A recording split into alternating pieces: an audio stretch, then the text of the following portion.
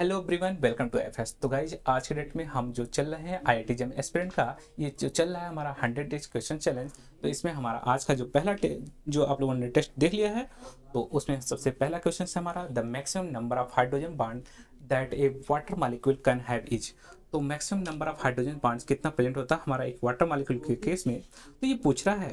तो जनरली अगर हम बात करें तो आप सबको पता होगा क्या, अगर एक वाटर मॉलिक्यूल है, हमने ले लिया वाटर मॉलिक्यूल, यहाँ पे हमने वाटर ले लिया, ठीक है। अब इस वाटर के पास अब दूसरा वाटर मॉलिक्यूल भी हो सकता है। कैसे? अब हमारा एक वाटर मॉलिक्यूल यहाँ है, सपोज दैट हमने एक वाटर मॉलिक्यूल यहाँ ले लिया, एक वाटर मॉलिक्यूल हमने इसी तरीके से यहाँ ले लिया, एक वाटर मॉलिक्यूल हमने यहाँ पे ले लिया, एक वाटर मॉलिक्यूल हमने यहाँ पे ले लिया। पूछा इसमें कितने नंबर ऑफ हाइड्रोजन बॉन्ड देखने को मिलेगा। तो एक हाइड्रोजन बॉन्ड तो इस OH के बीच में हो सकता है, और इस OH के बीच में एक हाइड्रोजन बॉन्ड, और इस OH के बीच में एक हाइड्रोजन बॉन्ड। यानी ओवरऑल इस केस में maximum number of hydrogen bonds हमें एक वाटर मॉलिक्यूल में देखने को मिलता है 4, यानी 1 2 3 4। तो 4 हमें हाइड्रोजन बॉन्ड देखने को मिलता है। क्लियर? तो चलते हैं नेक्स्ट क्वेश्चन पे। नेक्स्ट क्वेश्चन है हमारा the decreasing order of first ionization energy for the following element.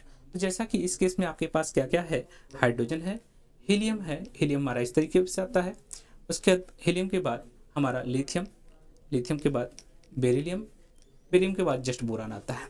अब इन सारे केस में अगर फर्स्ट आयनाइजेशन एनर्जी की बात करें तो आयनाइजेशन एनर्जी क्या होता है, the amount of energy required to remove an electron from an isolated gaseous atom is called the ionization energy. तो इसमें पूछा है आयनाइजेशन एनर्जी सबसे ज़्यादा किसका होगा। तो जैसा कि आप सब जानते हैं लेफ्ट टू राइट जाने पे आयनाइजेशन एनर्जी हमारा इंक्रीज करता है, आयनाइजेशन एनर्जी इंक्रीज।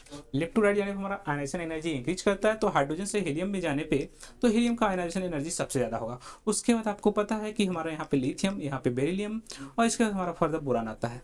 और आपको ये भी बात पता है टॉप टू बॉटम जाने पे हमारा आयनाइजेशन एनर्जी डिक्रीज करता है, टॉप टू बॉटम जाने पे आयनाइजेशन एनर्जी डिक्रीज करता है, आयनाइजेशन एनर्जी डिक्रीजेस। तो हमारा हाइड्रोजन से हीलियम या हाइड्रोजन से हम बेरिलियम में जा रहे हैं, तो वहाँ पे हमारा आयनाइजेशन एनर्जी डिक्रीज करेगा, तो इसलिए सबसे ज़्यादा हीलियम का हो गया हमारा, फिर हमारा हाइड्रोजन का हो जाएगा।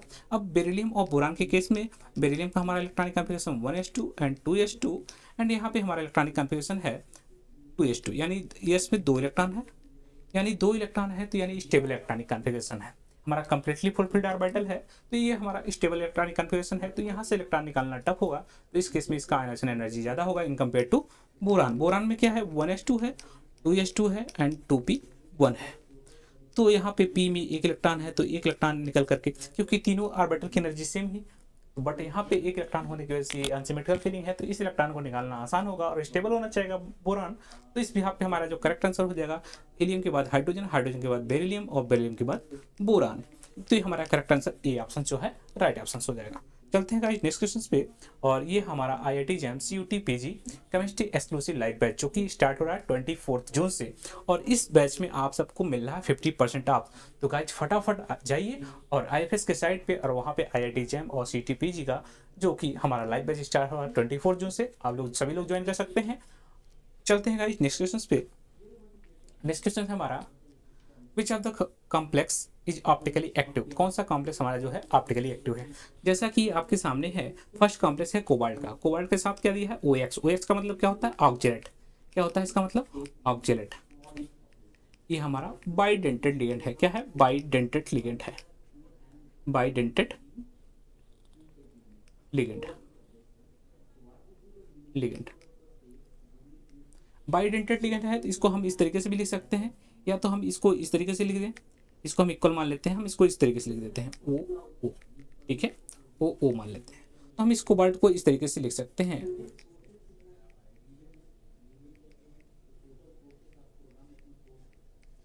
तो आप लोग याद रखिएगा अगर इस टाइप का कॉम्प्लेक्स दिखे तो दिखता जैसा है वैसा होता नहीं, ये मॉलिक्यूल हमारा ऑप्टिकली एक्टिव होता है, ये मॉलिक्यूल हमारा ऑप्टिकली एक्टिव होता है, ये मॉलिक्यूल हमारा ऑप्टिकली एक्टिव होता है। तो और यहाँ पे H2 का होल 6 दिया है ट्रिपल प्लस, यानी एक ही फॉर्म बनेगा, दूसरा कोई फॉर्म ही नहीं बनेगा। H2 का होल 6 यहाँ पे इस केस में भी कोई चांस नहीं है, ट्रांस में है, तो इसमें हमारा एक प्लेन ऑफ सिमेट्री प्रेजेंट होगा, प्लेन ऑफ सिमेट्री जिसको बोलते हैं आप लोग POS, plane of symmetry present होगा तो इस मॉलिक्यूल में। ऑप्टिकली एक्टिव होने का कोई चांस ही नहीं। तो बचा है कौन सा ऑप्शन, करेक्ट ऑप्शन जो हो जाएगा हमारा ए ऑप्शन जो है राइट ऑप्शन है इस क्वेश्चन का। तो चलते हैं गाइस नेक्स्ट क्वेश्चन पे। नेक्स्ट क्वेश्चन है हमारा द कॉम्प्लेक्स मैग्नीज जो दिया है मैग्नीज टेट्राक्साइड दिया है द ज्योमेट्री। तो इस केस में ज्योमेट्री की अगर बात करें तो हमारा MnO4 माइनस दिया है। तो मैग्नीज के केस में हमारा ये मैग्नीज जो है +7 ऑक्सीडेशन स्टेट में है, +7 ऑक्सीडेशन स्टेट में है। तो यानी इस केस में 3D हमारा ऑर्बिटल जो है 3D 0 है, 3D 0 एंड 4s 0 है।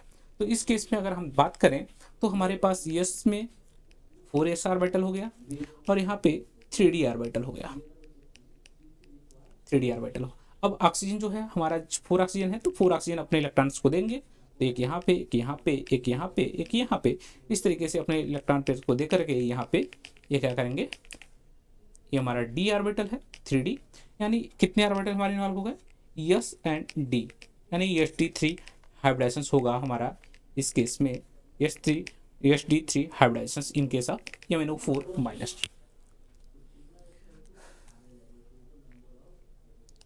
नेक्स्ट क्वेश्चन है हमारा the main element in white phosphorus can be replaced by which of the following. तो इसमें हमारा व्हाइट फास्फोरस मतलब P4 की बात कर रहा है, P4 को हमें रिप्लेस करना है।